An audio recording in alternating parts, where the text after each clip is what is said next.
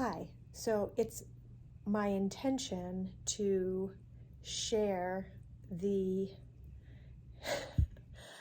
the process of organizing a educational event when you're a short old crazy chick. Oh my gosh. Um,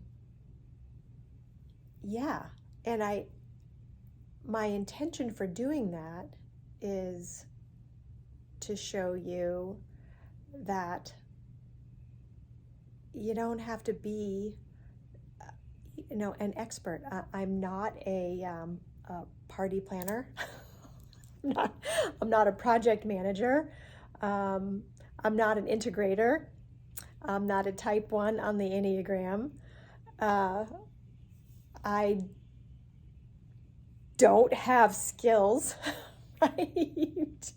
Let me tell you all the reasons, all the reasons why I should not be organized. I can't organize a dinner party, okay? Like, a hard time. I walk into rooms and say, why am I there? Right? Mom says, why did I walk in this room? And then we have to go back to the other room, and then I go, oh my gosh, yes, now I remember. And so anyway, that's it's just really hilarious from my perspective. But I have a why, right? So um, my my first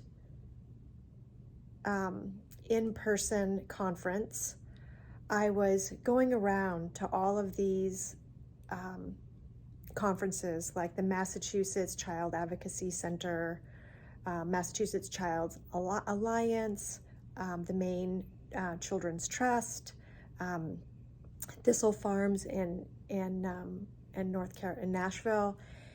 So I was going around to all these different conferences to see how they do them, to see who they're hiring, because I was like, how can I earn some money to be able to help more survivors? So I thought, well, I'll be a speaker. How do you do that? And what kind of people are they hiring? So it was like investigative work for me. And then I was just like, wow, they're hiring out-of-state people. Why aren't they hiring people right here? Right? So as I was going around, I was like, they're preaching to the choir, like everybody in the room, beautiful, helpful, in service souls that they already know what's going down, right? But other people didn't. So the groups that I was speaking at, women's business, men's organizations, from the Knights of Columbus to the Eskimos to women's art groups. I don't want to say the names wrong, but all these different, tons of Rotaries, the everyday people in the community did not know what was going on. And even people who should know what sex trafficking is were secretly confessing to me, I don't really get it, right? Aren't these just drug addicts who are selling sex so they can buy their drug, So I'm like, who needs a conference are everyday people. So what is the hindrance? What is the block? Number one, it's not offered. A community conference wasn't offered. It's expensive. The conferences are usually a few $100s plus food, plus transportation, a hotel if it's out of state, and most of them are out of state. The time of day, people are working, and when are they gonna get there? So I had heard from my friend Christine Thibault that one of the best speakers in her career that she had ever heard was a guy named Victor Veith. So she said he was the bomb, like he did the best job. So,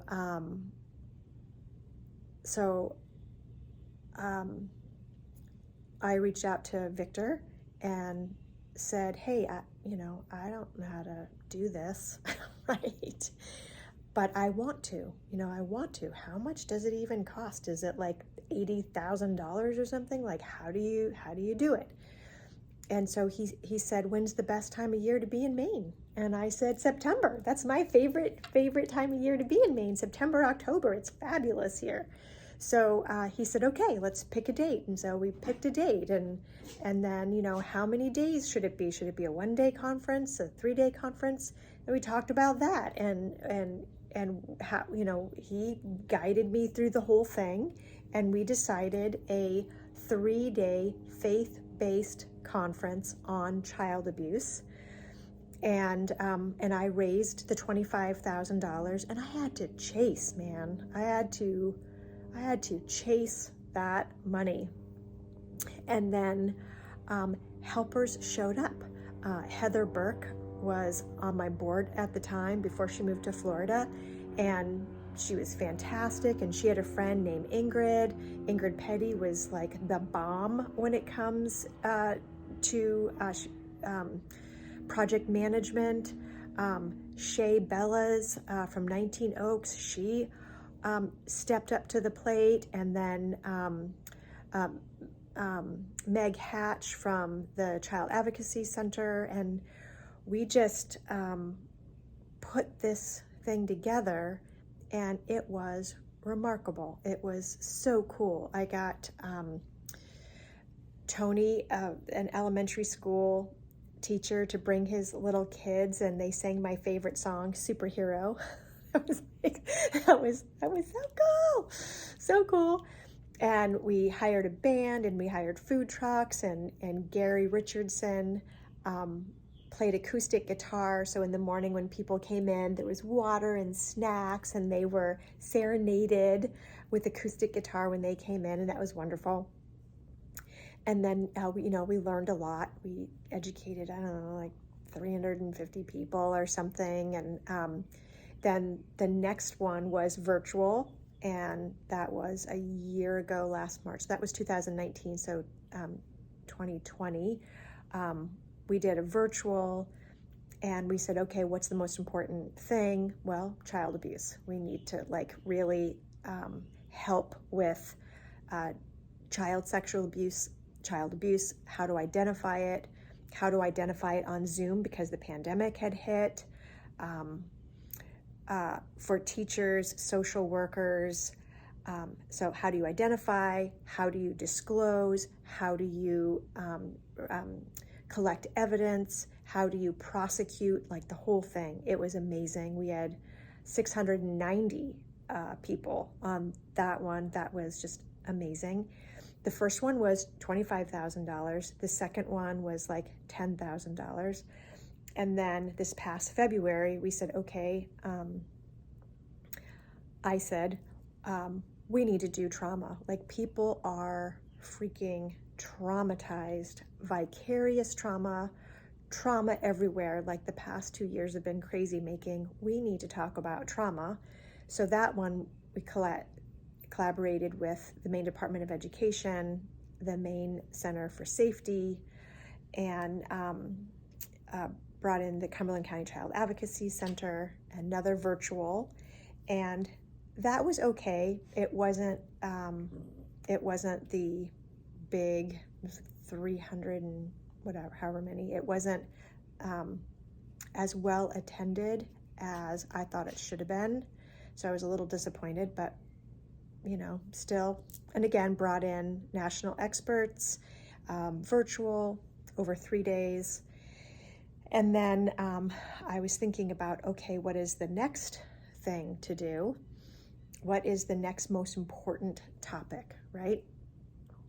And I had been hearing through the grapevine that children are sharing explicit pictures and videos of themselves and each other.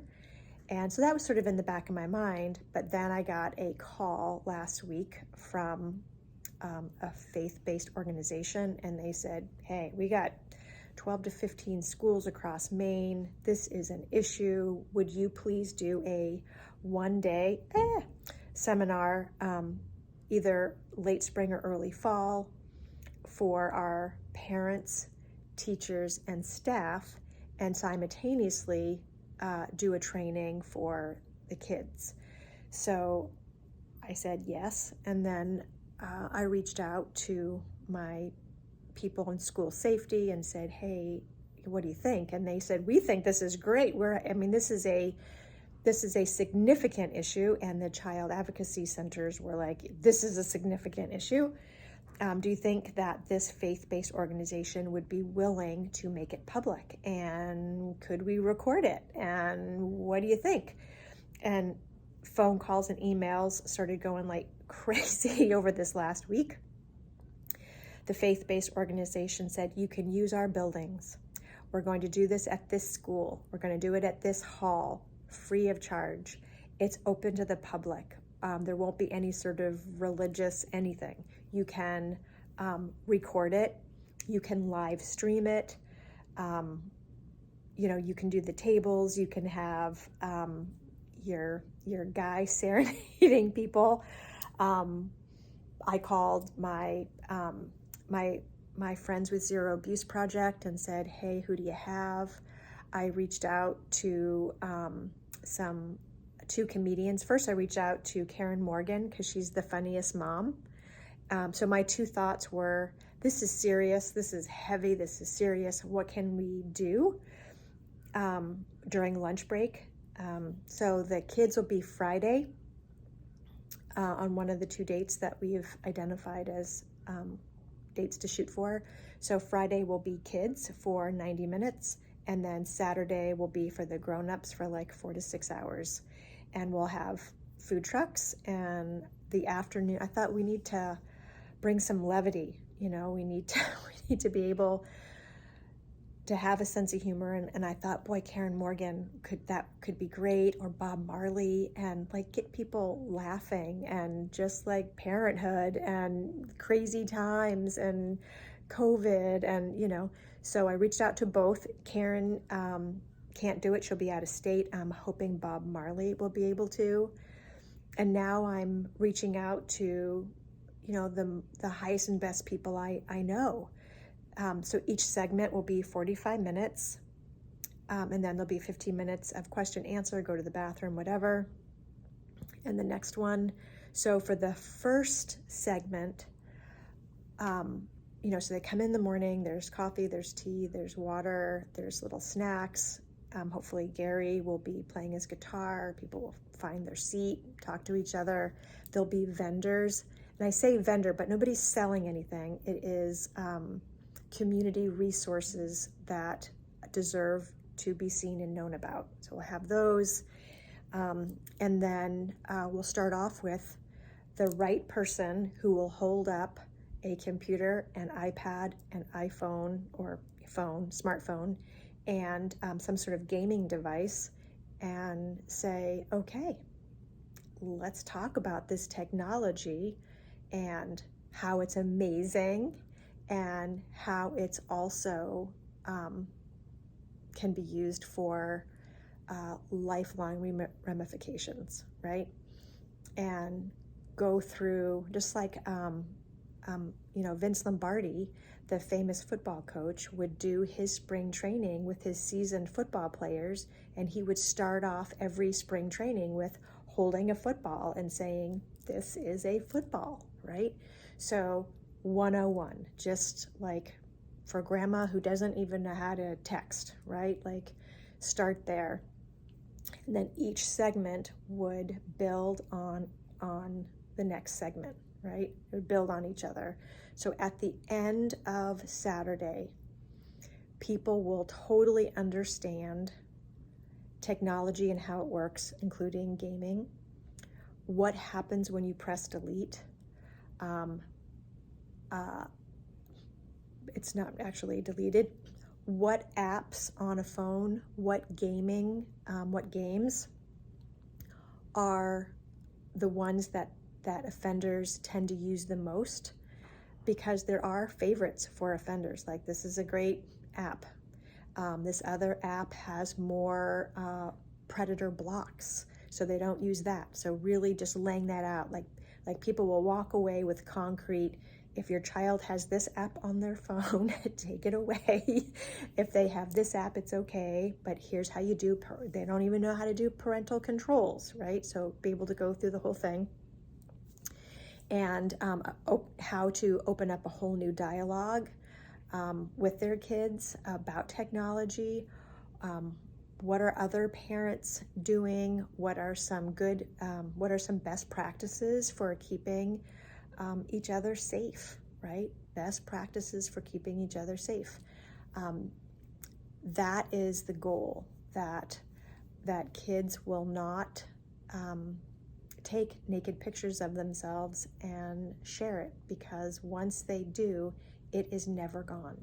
It is, I think when I brought a training to Bonnie Eagle Middle School, and the guy who works with FBI like thoroughly went through what delete actually means and doesn't mean. The parents were like actively groaning. Oh my God, like they had no idea, because parents take naked pictures too. Just saying, okay? So this isn't just about kids. This is also grown-ups. And anyway, so that is the goal. The expense to all participants will be not a penny. No one will be charged for anything. I'm not getting paid for anything. I will be going to my people to raise the funds for the food trucks, for bringing in at least one expert national speaker. So it'll be 2 nights in a hotel for her airfare, food, and paying Gary, although I think he volunteered last time, and then all of the water. I think last time Portland Water donated cases of water. I'm sure we can get some pizza from different places. Maybe Holy Donut will donate. So I'll be like going around like last time, asking people, can we have this? What do I have to pay for? What can I get for free as a donation? I can give receipts as a 501c3, so I'll do that. But that's a lot for one person. So it'll be interesting to see what helpers will appear. They always come. They always come. It'll be interesting. And again, it will be live streamed. So Roy Clark at Pine Point Creative said he's got an expert guy who is really good with live stream. So how much is he going to charge, right? When we did the event at Deering High School, what was the guy's name? It was a company in South Portland, an audio visual. The guy's name was David. He gave me a great deal and recorded the whole thing, did the whole audio and visual stuff for that. So we'll compare prices with Roy Clark's person and then that person and see. You can't mess this up. It is so important, because this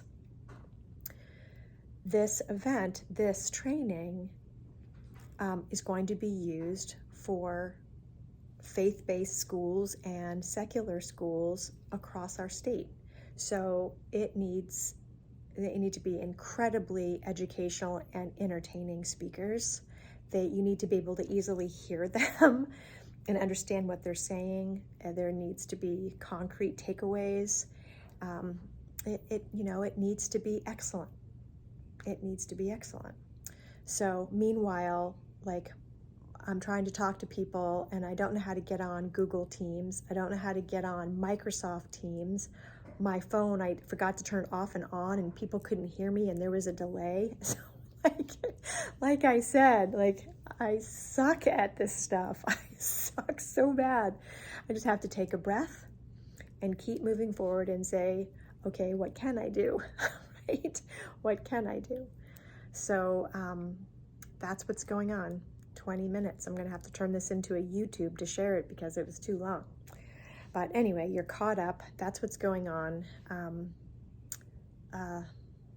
I'd like to reach Thorne, like Ashton Kutcher's business. I don't know if anybody knows anybody at Thorne. And I lost my business card for John Clark. He's in charge of the National Center for Missing and Exploited Children. Like, I'd love to have some stuff from them. I'd love to have some stuff from Thorne. I just don't know how to reach them. I mean, I did go to the website. I did fill out an email, you know, me and 18 million other people. I'm hoping to hear back from Bob Marley. So anyway,